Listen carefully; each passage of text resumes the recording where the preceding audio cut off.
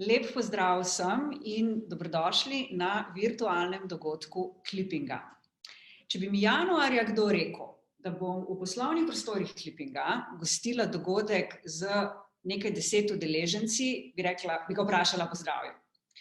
No, danes se dogaja točno to. Da vas lahko pozdravim v poslovnih prostorih Klipinga. Tukaj smo mi doma, malo da dobite občutek, divna vam maha. Te pisarne so zdaj sicer prazne, so pa bolj polne v jutranjih urah, ko je na vrhuncu naše delo z pripravo zbirk objav za naše naročnike.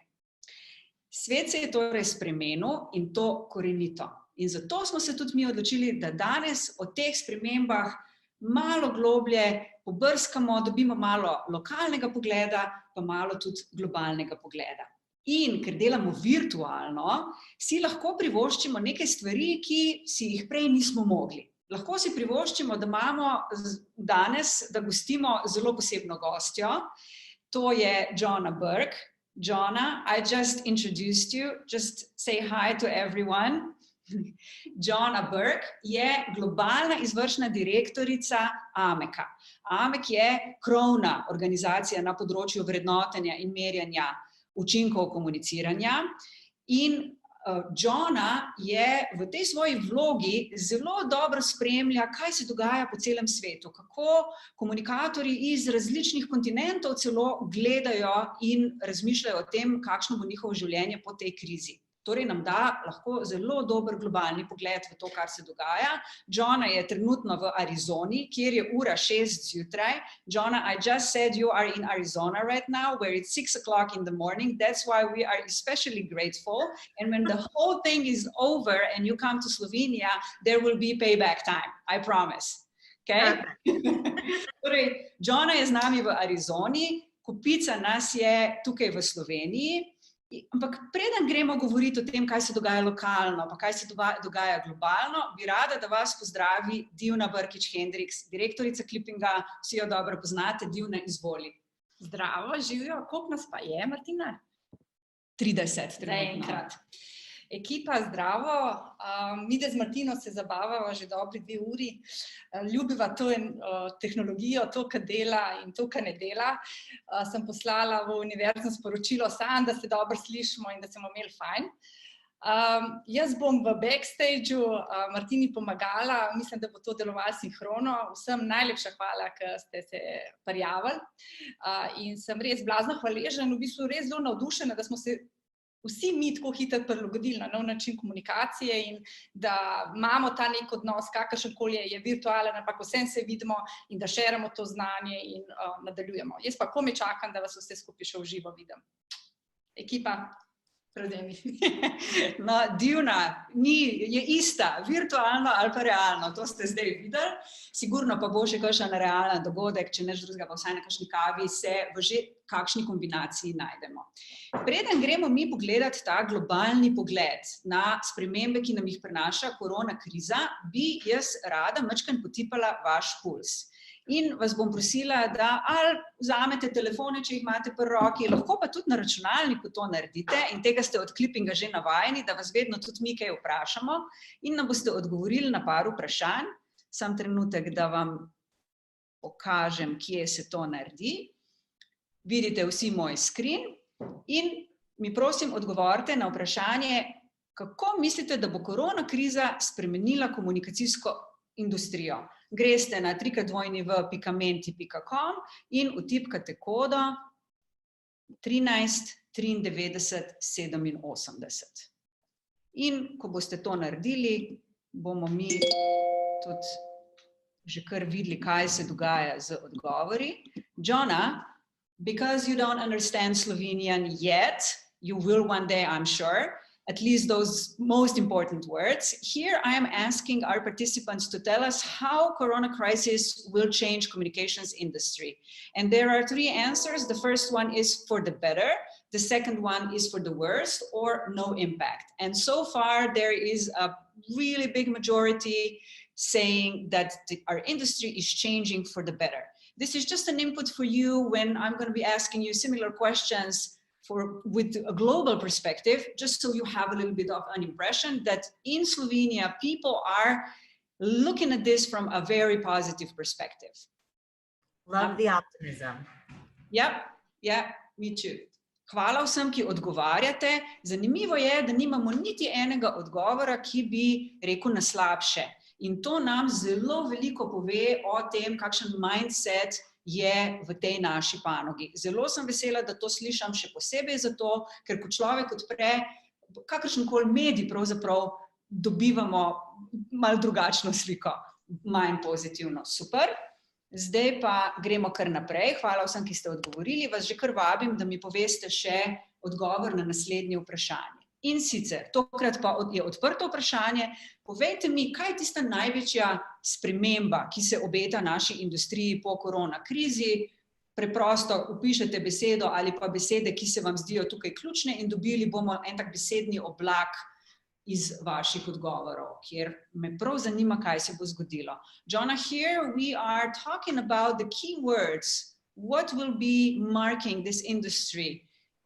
What will be the biggest change in this industry after the corona crisis? And I will be translating the words as they come along. We have 33 participants right now. It's not a representative sample, but it's a very good insight into what are the top of mind things when we say communications industry and corona crisis. Great. Vabim vas, da odgovorite. Ta anketa je popolnoma anonimna, tako da lahko ste tudi si privoščite mogoče kakšen humor, lahko si privoščite biti kreativni, vsak odgovor je dober.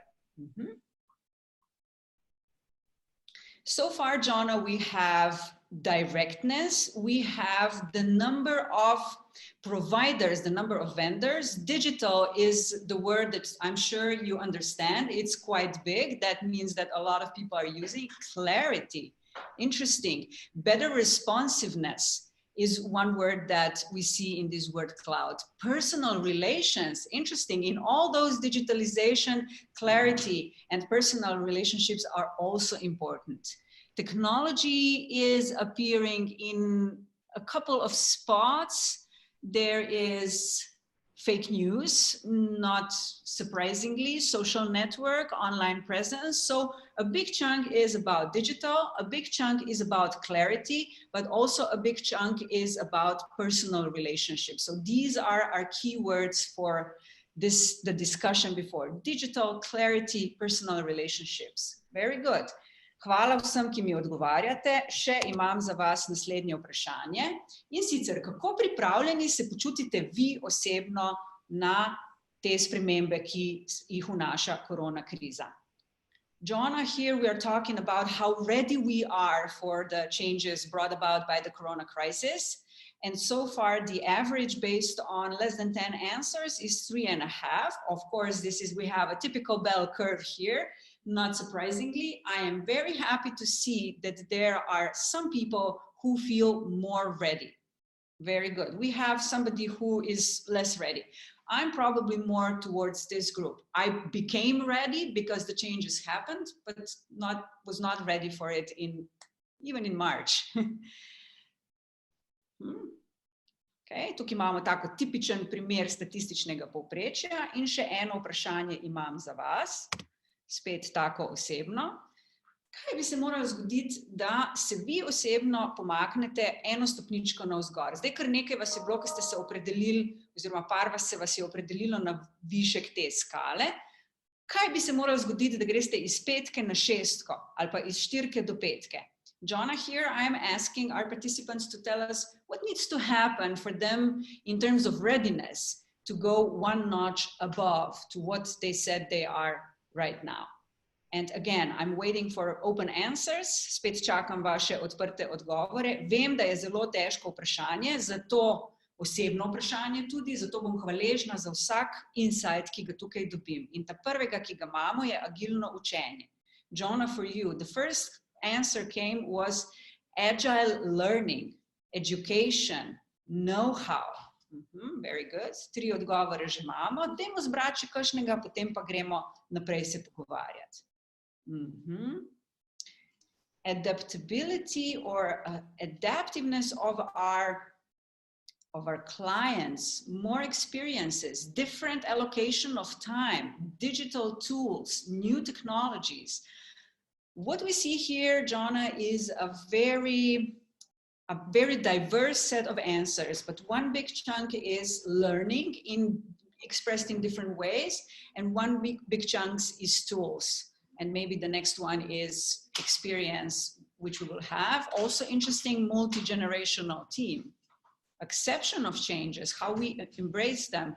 Vsi tisti, ki mi odgovarjate v angleščini, super, tukaj že pomagate Johni, da bo dobila malo več vtisa, kaj se dogaja. Če bo še kdo odgovoril malo kasneje, nič hudega. Hvala vam za zdaj, zelo dober input v to razpravo, ki bo sledila. Education is a big one, Johno. One person wrote, more meditation and peace. Huh? How cool is that? I'd love that. Jaz bi tudi rada včasih bila malo bolj mirna in se mi zdi, da zdaj sem manj. Tako da kdorkoli je to napisal, bi se morala najti pa iti kdaj na kavo, bi kakšno več rekla na to temo. Najlepša hvala vsem, ker ste sodelovali. Jaz sem za vas vprašanja izčrpala in grem zdaj k Johni. So Johno, I gave you a little bit of an insight what our participants are thinking in terms of what will help them be better in the changing industry after Corona times. A lot of them are talking about agile learning. They're talking about digital tools. Some of them are talking also about what is the mileage.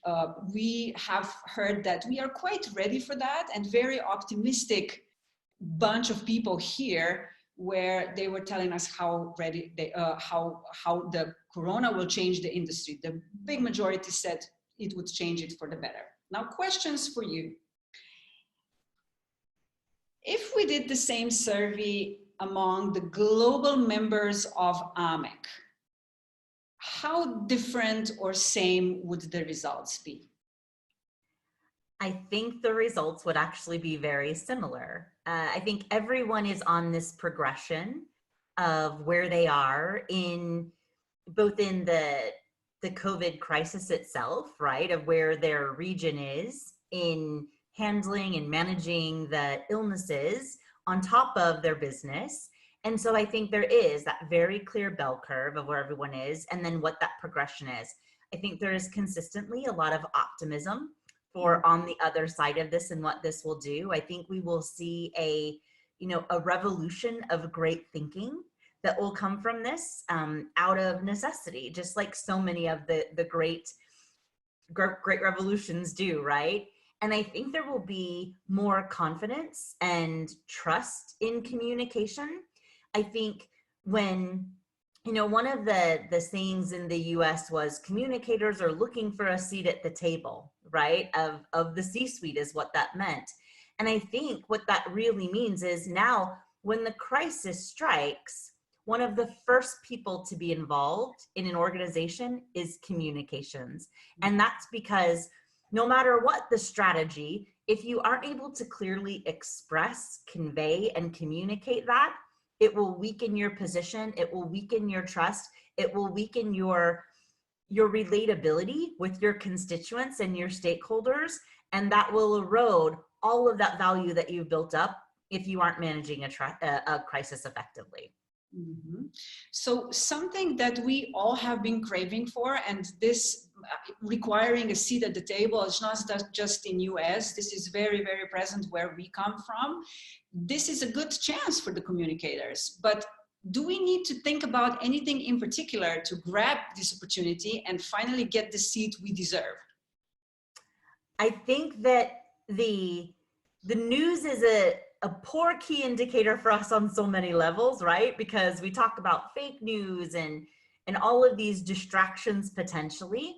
But I think in the situation of this crisis particularly, talking about data and talking about model data and what the data is telling us has been empowering to the messaging.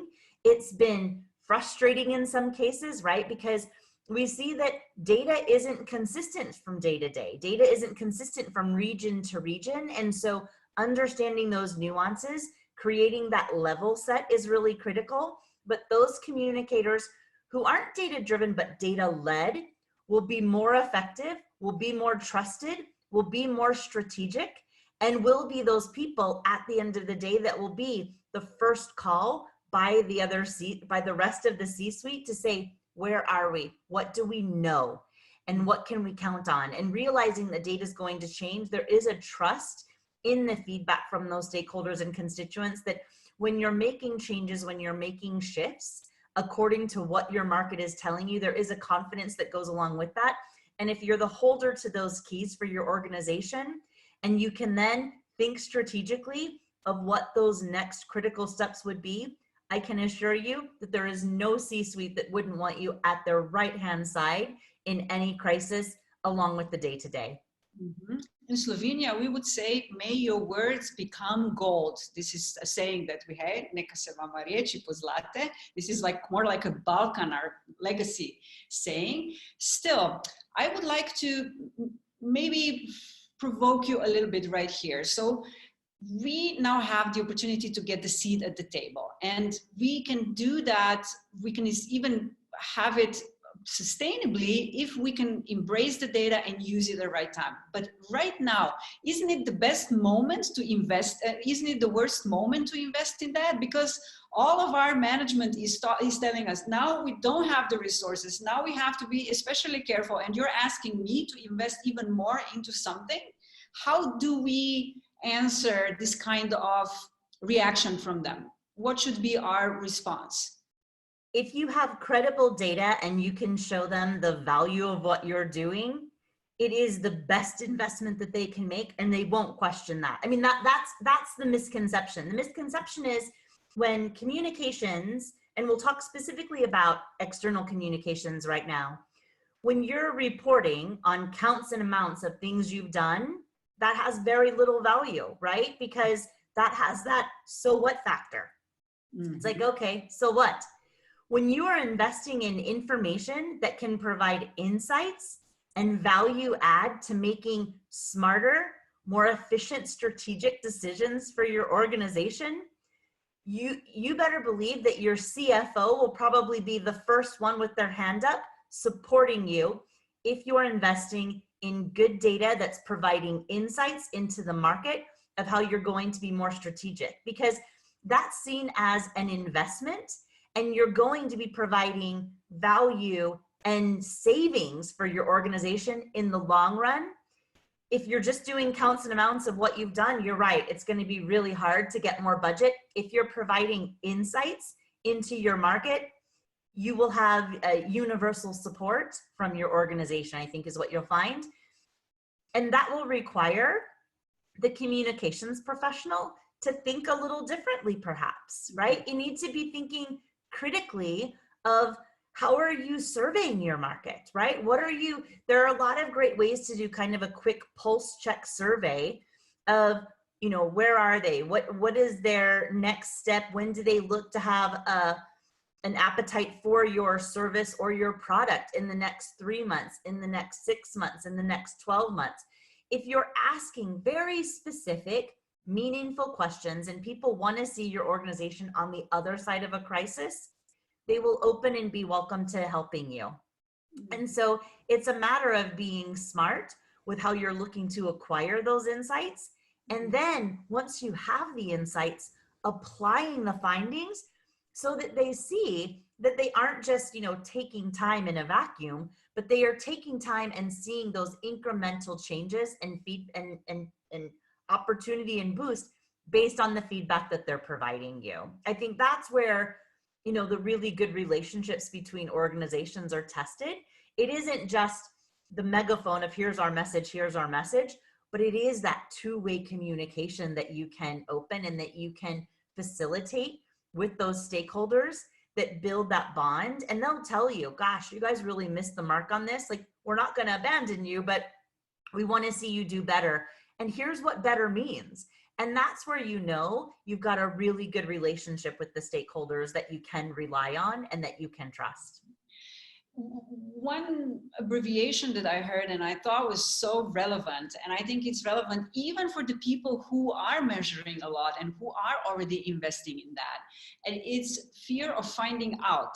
So if I wasn't very elaborate or sophisticated with my measurement, then there's a very large gray zone. So I can do something and then I can rely on people patting me on the shoulders saying that was a great job.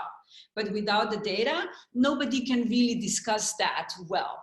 So if I measure something, what if the data shows that I'm not doing the good job? Do you think this is a problem just with me and I'm very biased, or this is something that you see in different regions or in even the organizations who are very successful? Talk a little bit more about how to overcome this fear of finding out. So I will provoke you right back, and I challenge the faux, the fear of finding out, that it is more the faux foo, the fear of fouling up. Because I think in communications especially, right, there is a drive to perfection. There is a drive to clarity and to all of those things. And data can sometimes tell you people didn't care. No one noticed, nothing happened. And so it is that fear of failure that I think is more debilitating than the finding out, because we're all naturally very curious, you know, we're all naturally stalking our competitors. So finding out isn't the scary part. It's the messing up is the scary part. And I think that comes from a lack of understanding that your CEO hasn't become the CEO by being perfect. Your CEO has become the CEO by learning from failure. Failure is perhaps our greatest teacher. And if you have a fear of that, if you are intimidated by that, and you don't take that as a challenge to go in and say, oh, okay, why did we fail? How can we do better? How do we avoid failure in the future? And use that for incremental growth. That's the only limiting factor that you have. And so the finding out, we're all naturally nosy. We want to find out. We want to know everything about our competitors. So that isn't the challenge. It's the fear of fouling up and saying, oh, look, this is pointing to something that you did wrong. That would be intimidating unless you use a good partner. And I think Klipinga is one of those good partners proven out in awards entries, in best practices, to be able to give you that layer of critical insight of, here's why this didn't work. Here's why we saw this dip. Here's why we saw this different algorithm, or we saw something change. There were external factors. There were internal factors. You know, if you're doing a press release for a new product at the same time that your CEO is being investigated for fraud, there's going to be problems. So your data is going to look skewed. If you don't have the context to lay over that, to provide insight of other variables that are going on in a market, then it is somewhat limiting, and it does devalue what you're trying to do and how you're trying to communicate and navigate through those changes.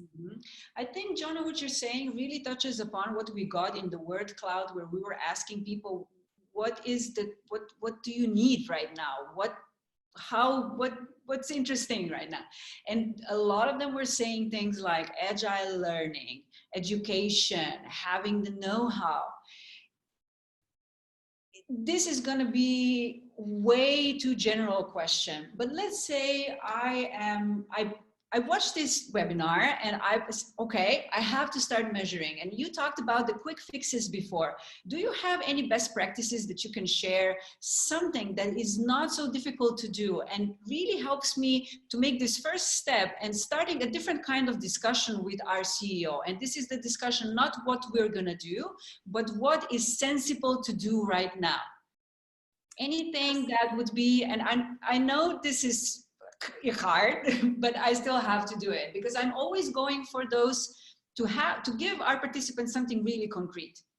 Sure. So I think one of the most critical things that people can do now is in the planning primer that we launched in November.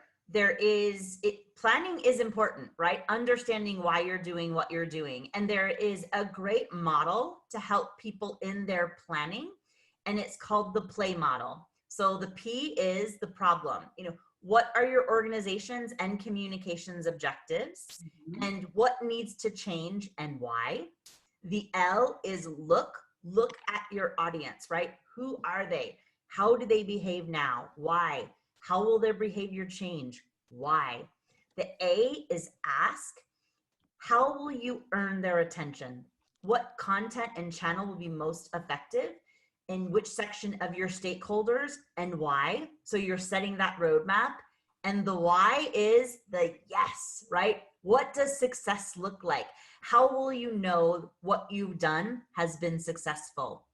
And when you're looking at that play model and you're able to answer those questions and kind of roadmap all of those answers, when you go in with that conversation of here's what we've done, here's why we're looking to do what we're going to do, this is how this affects how we as an organization make and spend money, you will have the audience that you need and you will be given the resources that are going to support that. And the more you support that with data that is consistent with the research that you did, and I put a caveat here, a little asterisk, that you do that without bias, right? So you don't narrow things to such a small audience or market that you're losing some of those tangential things that are going on, because those can be indicators of shift, of change. And if you're so focused on what you know, then you can miss some really important elements. And so I would challenge everyone to look at everything that they're doing and to filter out the bias. You know, I have a circle of friends and we have, you know, and it's great when everyone agrees with everyone and we're all on the same page. But at the same time, that is scary to me, because I realize that, you know, there is a whole other opinion. There is a whole other audience out there that is in a difference of opinion. And I need to understand that too, if I'm going to be effective, because the truth always lies somewhere in the middle. There is always a balance, right? I love the meditation and the breathing. I mean, that is how we survive so much of this. And so understanding what that balance is, relating to the extremes, being aware of them, but understanding and driving towards that middle is where a lot of organizations are going to find their own balance and what's going to make them effective. Johno, how much redefining is going on currently in the organizations or stakeholders that you are watching a little bit more closely? Because what you're talking about is really an ask for redefinition of what we communicators are doing, or how we are perceived, or how even we see ourselves in the organization. But how much redefining is going on in general in what you're seeing and following across the world? It varies, you know, I mean, and I don't mean to give an obtuse answer, but that's the reality. You know, there are some organizations that the data that they collected yesterday is obsolete. And there are some organizations that, you know, the data that they've been collecting, because they've been able to build that, because it's an index, and they can start to see some of those trends from previous crises, that they're able to make smarter decisions for what they're doing. So it varies from organization and from region to region. And I would contend that right now, more than ever, hyper-local is more important than ever, because something that is solid and foundational in the larger metropolitan areas is irrelevant in some of the urban areas, based on how they've been hit by the crisis, based on what their recovery from the crisis is. And so, you know, it's no longer even a country to country, a city to city, but city to city can be different. If there were cities, and I'll use the US as an example, New York and Los Angeles previously were pretty consistent. You can get very similar analogies from those two markets. Now it's as if they're totally separate worlds, and it's based on what the recovery looks like,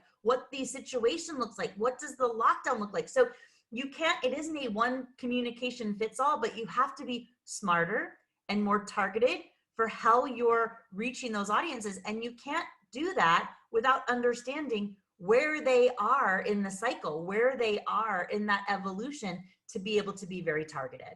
Mm-hmm. Mm-hmm. And that requires good monitoring as well. Yeah, but now as everybody is more aware to the differences that are going on in the world anyway, maybe this is a good chance for us as communicators to start establishing those new platforms, how we are positioned in the organization and what we are using to sustain that position. Very good. You are the global managing director of AMEC, which is a global expert body for us who are active in measurement and evaluation of communication and effectiveness. Tell me, how is AMEC changing? What are you doing differently? So, we are very focused on what is important to our members. And we've been doing a lot of kind of informal, we call them quarantinis. Depending upon where you are in your day, you can either have tea or a martini, whatever your pleasure. No judgments, be you. So you're having one big martini right now, huh? Okay. And so, out of courtesy to the, out of support, sometimes that means I'm doing this at 11 o'clock at night. Sometimes it means 6 a.m. And I, of course, adjust to the local market, whether that's tea or champagne. It's for the work. It's for the work. But there are those great conversations that are churning up both where people are personally, where they are with their family, with their teams, with their staff, with what it has done for their organization, how they've had to quickly adjust and evolve, and where they are in their market. And so, that's really, normally we will have a webinar, we have our newsletter, we have the, annual event, but we have tried to give people a platform of their peers so that as they're doing their own testing, they're able to say, what are you doing? What's working for you? And to really take advantage of that global experience to see if there are elements that they can translate back to their own market. Mm-hmm. That brings me to my next set of questions, and it was a really good intro. So you're giving this platform. How relevant it is in those days, or how useful it is in those days to look for role models or go copy. On one hand, we have this nationalization trend, almost local is the new global. And on the other hand, we need more than ever, we like to have experiences from other people. So how to find balance between those two, call them extremes? I think, again, the truth lies in the middle, right? I think there are best practices, and we've just completed our 2020 awards judging, which was amazing. We had the most entries that we've ever had, and it is of global entries and those best practices. And so in August, we'll be posting the case studies of those best practices. And I think, just like anything else, understanding what was the problem that they were trying to tackle, how they went about it, and how that can translate into your region are ways that you can learn from all of those best practices across the board.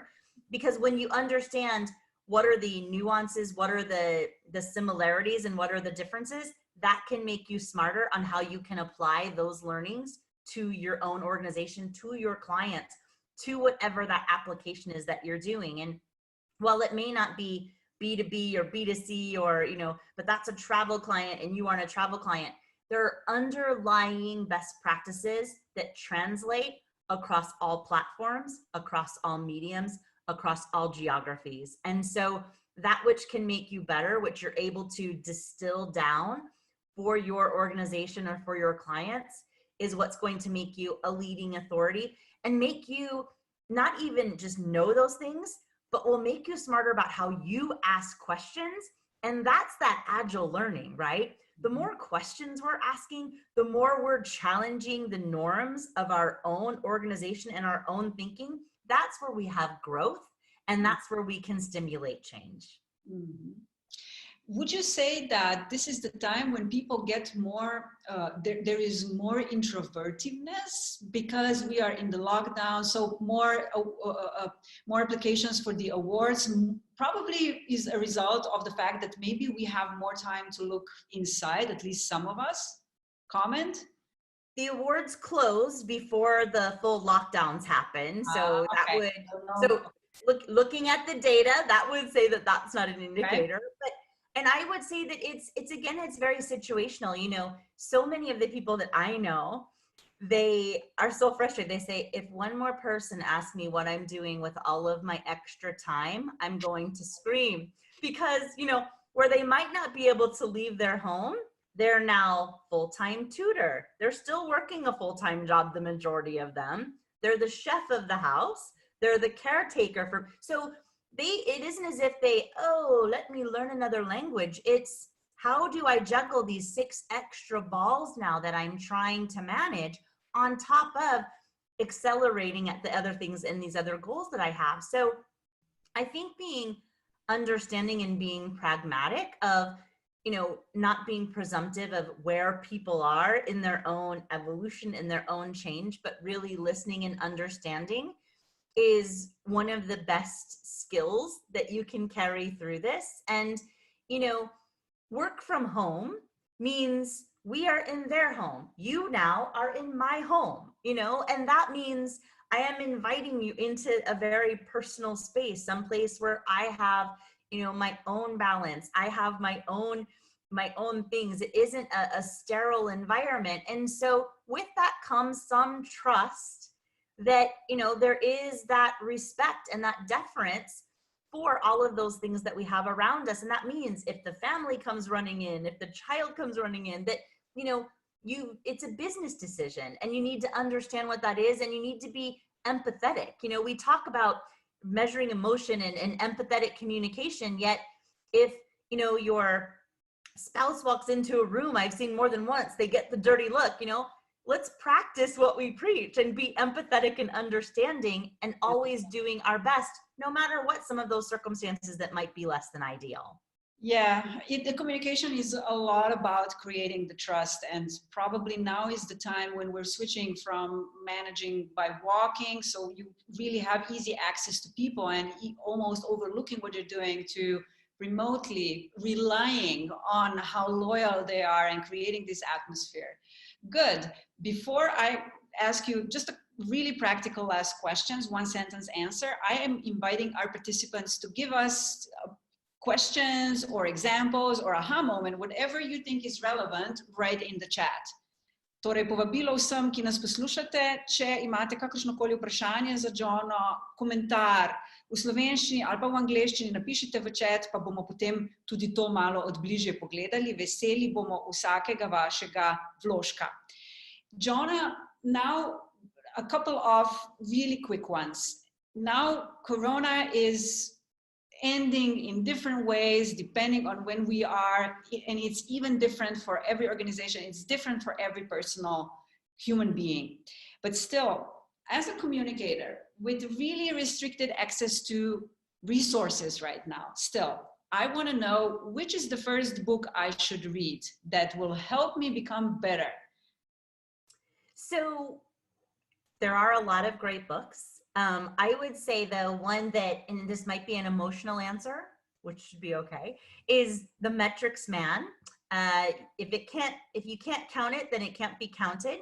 It was written by a grad student about Don Bartholomew, who is the person who is what our highest award, the Don Bartholomew Award, is named after. We lost Don in 2016. He was a great thinker and a great man. And this is really a combination of feedback from people who worked with him and some of the insights around the Barcelona principles, around the integrated evaluation framework. So all of those pieces with the kind of the backstory with that. So it's one of my favorite reads about measurement. Okay, I'm writing those things in the chat, so pay attention, and you can either take a screenshot or this is for our participants and save it for later. Which is the first webinar we should attend? There are many available, even too many, so it is very hard to choose. But what is the #1 thing we should look for? So I would say the webinar that you should attend in the future is the AMEC Global Summit, which will be on July 8th and 9th. It will be a series, obviously, of discussions, and then that series will continue through to November. So it's, for that, it will give you kind of the most current best practices, some of them touching on COVID, some of them talking about crisis in general, some of them about those best practices. Shameless plug. But if you're just getting started, I would say there is on YouTube, there is probably one of the best is the AMEC Best Practices. That is Paul Hender and Giles Petty from Lewis. talking about some of those best practices, including how to use the integrated evaluation framework, which is a free tool from AMEC that anybody can use when you're setting your objectives, when you're looking at the resources and what some of those outputs are and those outcomes, that you'll be able to navigate that and to complete that PDF for your organization and use that as a guide. At Clipping, we are promoting AMEC integrated evaluation framework relentlessly, and it's really good even for me to hear that there is a webinar explaining, because it's sometimes quite complex to understand. Really good. Tell me, what is the first newsletter I should subscribe to be updated regularly and not to lose myself in the wealth of all the information there is? So I would say the Clipping newsletter would be a very good place to start, that gives, again, but very, very local best practices. Okay. Shameless plug again, but it's true. I would say Liam Kelly, who does a newsletter on online about changes in the industry. So you'll see some tech changes that there are. And the measurement standard is a good kind of summary of some of those best practices as well. Great.